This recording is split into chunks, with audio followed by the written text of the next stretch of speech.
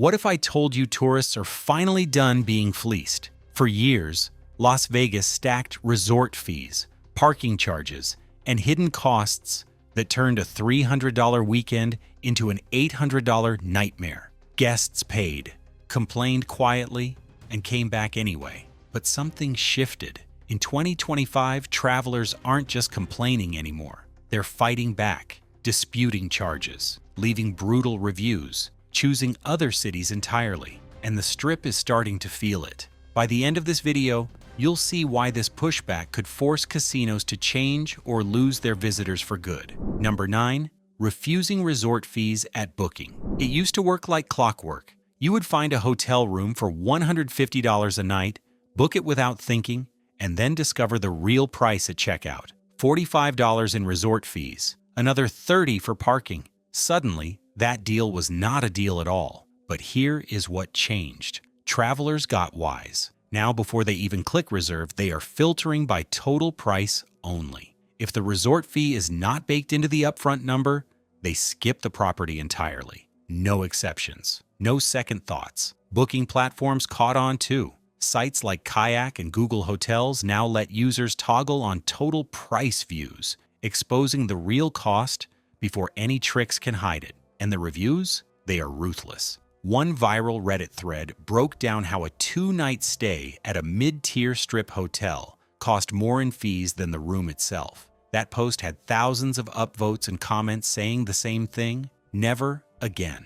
The casinos built their fee strategy on confusion, on guests not noticing until it was too late. But when travelers refuse to book unless everything is transparent, that strategy collapses. This is not a boycott. It is something quieter and more powerful. It is informed consumers walking away before the trap even closes. The bait stopped working because everyone finally sees the hook. And once travelers stop paying for extra nights, the Strip loses far more than room revenue. Number 8. One-night stays, not weekends. Remember when a Vegas trip meant a full weekend? You would fly in Friday, stay through Sunday, catch a show, gamble a little, eat too much, and leave with stories. That era is fading fast. In 2025, more and more visitors are booking just one night. They come for a concert, a fight, a birthday dinner, and then they leave. No lingering. No spontaneous second-day adventures. Just in and out before the bill explodes. The logic is brutal, but simple.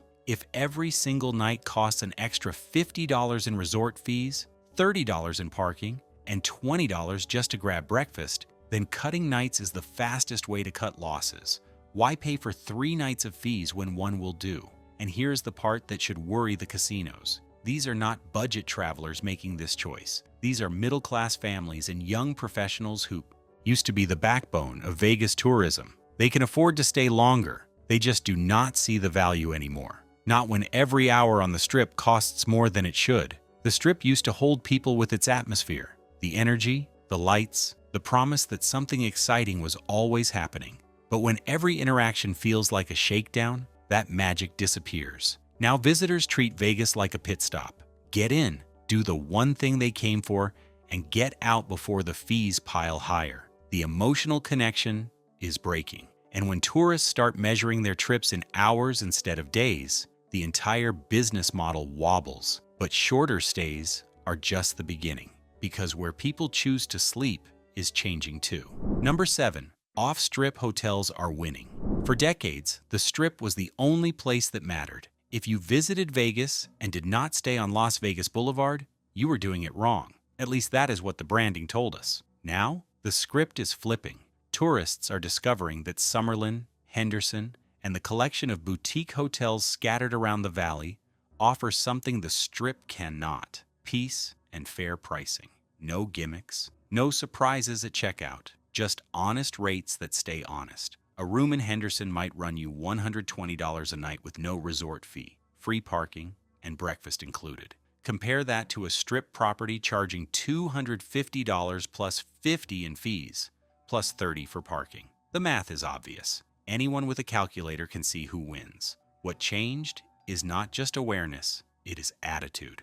Visitors used to accept Strip prices as the cost of the experience. Now they see those prices as the experience being ruined. So they stay off Strip, drive in when they want to see something, and drive back out before dinner empties their wallets. Rideshare made this possible. A 15-minute Uber from Henderson to the Bellagio costs less than one night of resort parking.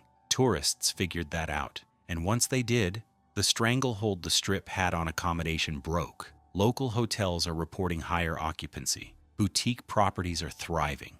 Meanwhile, some Strip towers are sitting at 80% capacity, wondering where everyone went. The answer is a few miles away, paying less and sleeping better. And when tourists decide Vegas isn't even worth flying to anymore, the signal gets louder. Number 6. Driving instead of flying. There was a time when flying to Vegas felt like part of the adventure. You would land at Harry Reid, step into the terminal full of slot machines, and feel the energy hit immediately. But in 2025, more West Coast visitors are skipping the airport entirely. They are driving.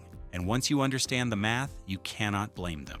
From Los Angeles, it is about 4 hours. From Phoenix, roughly 5. San Diego, a straight shot through the desert. And for a lot of travelers, those hours behind the wheel now make more financial sense than dealing with airlines. Think about what flying actually costs: checked bag fees, carry-on fees on some carriers, rental car charges, airport parking if you leave your car at home. Then you land in Vegas, and the resort wants another $30 a day just to park the rental. By the time you add it all up, the flight did not save time or money. It just added stress and drained your wallet before the trip even started. Driving flips the equation. You control your schedule. You bring whatever luggage you want. You have your own car for the entire trip, which means no Uber surge pricing at 2 in the morning. And when the weekend disappoints, you can leave early without rebooking a flight. This shift hits Vegas in 2 places. Fewer travelers flowing through the airport means less foot traffic past those terminal slot machines and grab-and-go restaurants. And guests who drive in tend to stay off Strip, where parking is free and escaping is easy. The road trip is not just cheaper, it is a statement. Vegas, you are not special enough to fly to anymore.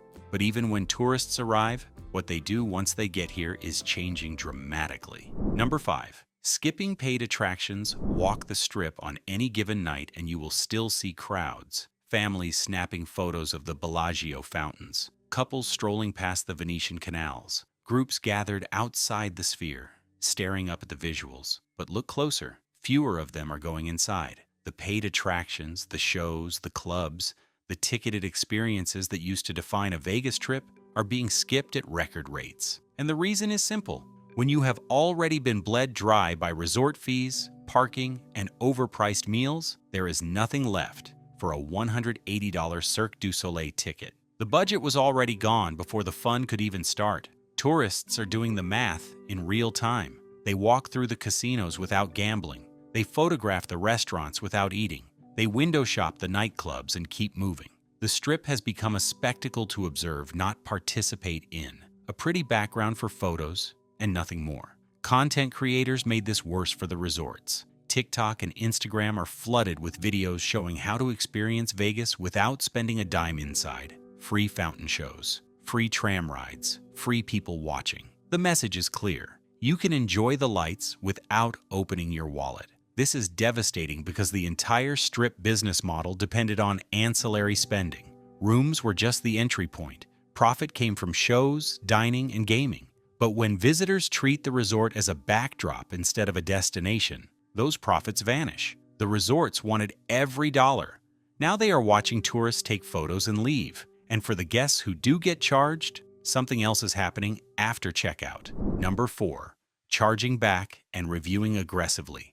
In the old days, if a hotel slipped an unexpected fee onto your bill, you grumbled, paid, and moved on. Maybe you told a friend not to stay there. Maybe you forgot about it by the next trip. Those days are over. In 2025, tourists are fighting charges with a ferocity the hospitality industry has never seen. The silence that casinos once counted on has turned into organized resistance. Credit card chargebacks for disputed resort fees have spiked. Guests are calling their banks the moment they spot a charge that was not clearly disclosed, arguing that the fee was deceptive and winning. Credit card companies, especially premium issuers, are siding with customers more often, forcing hotels to refund or eat the cost. Every successful dispute teaches 10 more travelers to do the same. And when chargebacks do not work, the reviews come next. Not vague complaints about a disappointing stay, but detailed, itemized breakdowns posted across Google, TripAdvisor, Yelp, and Reddit. Travelers are listing every hidden fee they encountered, every misleading promise, every moment they felt cheated. These reviews rank high in search results. Potential visitors see them before they book. One detailed post about a $400 surprise bill can steer hundreds of future guests away. Hotels used to rely on guests being too busy or too embarrassed to fight back. That assumption collapsed. Social media gave everyone a megaphone, and travelers are using it. Now every overcharge is a potential reputation crisis. Every sneaky fee is a viral post waiting to happen. The balance of power shifted, and once people learn how to beat the system, paying full price starts to feel optional too. Number 3. Using status and credit card leverage. Not every tourist pays full price. A growing number of savvy travelers have figured out how to beat the fee game entirely using status, points, and plastic. They learned the rules, and now they are using them against the house. Here is how it works. Hotel loyalty programs and casino player cards often waive resort fees for members at certain tiers. A basic status match where you transfer loyalty from one chain to another can unlock those perks with zero effort. Travelers are gaming the system, stacking status across multiple properties, and checking in without paying a dime extra. Credit cards add another layer. Premium travel cards from American Express, Chase, and Capital One come with statement credits, hotel elite status, and sometimes direct resort fee waivers. Guests are walking into the same properties as everyone else and paying significantly less because they did their homework. A little research turns a $300 night into a $150 night. The resorts know this is happening. They built these programs to attract high-value customers, but now budget-conscious travelers are exploiting the loopholes. The person next to you at check-in might be paying $50 a night less for the exact same room simply because they signed up for the right card. What does this mean for Vegas? It creates a two-tier system where informed travelers skip the pain and casual visitors absorb the full cost. And once word spreads, more and more tourists will chase those workarounds, shrinking the pool of guests willing to pay rack rate fees. But for those who do not want to play the points game, there is an easier solution. Just go somewhere else. Number 2. Choosing entirely different cities. Here is the question nobody in Vegas wants to hear. Why bother? When resort fees hit $50 a night, parking costs $30, and a poolside cocktail runs $25, the math stops making sense. And travelers are doing that math. Then they are booking Scottsdale, Palm Springs, San Diego, Nashville. They are going anywhere that does not treat them like a problem to be solved. These cities are not trying to be Vegas. They are not offering the same spectacle or the same sensory overload, but they are offering something Vegas has forgotten how to provide: straightforward value. In Scottsdale, you get a resort with a pool, mountain views, and no hidden fees at checkout. In Palm Springs, boutique hotels compete on service, not on how many charges they can bury in the fine print. Nashville gives you live music, great food, and a walkable downtown without the feeling that every corner is trying to empty your pockets. Tourists are not anti-Vegas. Many of them loved what the city used to be, but love does not survive resentment. And right now, Vegas is breeding resentment with every surprise charge. Every fine print trick pushes another loyal visitor out the door. The competition was noticed. Destinations that used to lose the bachelor party crowd to Vegas are now winning it back. Groups that planned annual Vegas trips are rotating other cities into the mix. The pipeline of loyal repeat visitors, the ones Vegas counted on, is leaking badly. And once someone has a great trip to San Diego without feeling fleeced, convincing them to come back to the Strip gets a lot harder. But the real shift is not about where people stay or what they skip. It is about something deeper. Number 1, treating the Strip as optional. This is the change that should terrify Las Vegas. For decades, the Strip was not just a place, it was the point. You planned your trip around it. You measured your vacation by how close your hotel was to the action. The casinos, the shows, the restaurants, the energy. That was the experience. Everything else was secondary. The Strip defined what a Vegas trip meant. that emotional loyalty is cracking. Tourists still come to Vegas. They fly in for conventions. They drive in for a concert. They stop through on the way to somewhere else. But the Strip itself? It is no longer the destination. It is a detour. Visitors are building itineraries where the Strip gets a few hours, maybe one evening. They pop in for photos, walk through a casino lobby, maybe grab one overpriced drink to say they did it, and then they leave. The rest of their trip happens elsewhere. At a national park, at a friend's place in Henderson, at a resort in Summerlin with half the cost and none of the stress. They see the lights, snap a picture, and move on without a second thought. This is what years of relentless fee gouging produces. Not a dramatic boycott, not an organized protest, just quiet disengagement. Tourists treating the Strip the way they treat an airport layover, something to pass through, not a place to stay. The casinos assumed loyalty was permanent. They thought the brand, the legacy, the neon mystique would keep people coming no matter how much they charged. They were wrong. You can only squeeze so hard before people stop caring. And when the Strip becomes optional, Vegas loses the one thing money cannot buy back: emotional connection.